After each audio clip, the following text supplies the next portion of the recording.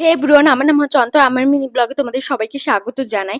আগে লেন্স কাটের ভিডিওতে তোমরা দেখেছিলে যে লেন্স কাট থেকে আমি একটা কম্পিউটার গ্লাস অর্ডার করছিলাম, সেটাই আজকে নিতে চলে যাচ্ছিলাম। এখানে দেখো রেডি হয়ে বেরিয়ে গেছিলাম, আর তারপরে লেন্স কাট পৌঁছে গেছিলাম। এখানে আমি একা যাইনি, আমার সাথে গেছিল আমার ফ্রেন্ড আফ্রিদি, ওও দাঁড়িয়ে ছিল আমার জন্য। তারপর আমরা দুজনে লেন্স কাটের ভিতর ঢুকে গেছিলাম। তারপর ওনাদের স্টাফদেরকে বললাম আমাদের গ্লাসটা দিতে, তো ওনারা বললেন যে 2 মিনিট দাঁড়াতে। ততক্ষণে আমি একটু অন্য চশমাগুলো ট্রাই করে নিয়েছিলাম। বেসিক্যালি আমি একটু কনফিউশনের মধ্যে ছিলাম, যেটা প্রোডাক্টটা আমার অর্ডার করা প্রোডাক্টটাকে নিয়ে, যে আমার মুখে ওটা ভালো লাগবে কি লাগবে না। তারপর আমাদেরকে নতুন প্রোডাক্টটা দিয়ে দিয়েছিল, আমার নতুন চশমাটা।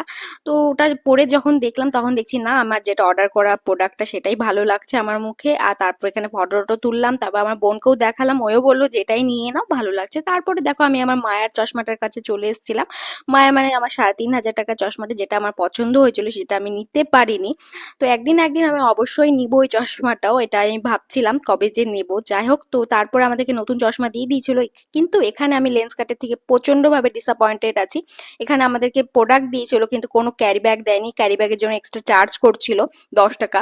তো এর আগের বার তবুও পেপারের ক্যারি ব্যাগ দিয়েছিল, কিন্তু এখানে আমার একটাই বক্তব্য যে আমি এখান থেকে প্রোডাক্ট নিচ্ছি, তবু কেন আমাকে ক্যারি ব্যাগ দেওয়া হবে না, আর ক্যারি ব্যাগের জন্য এক্সট্রা চার্জ কেন?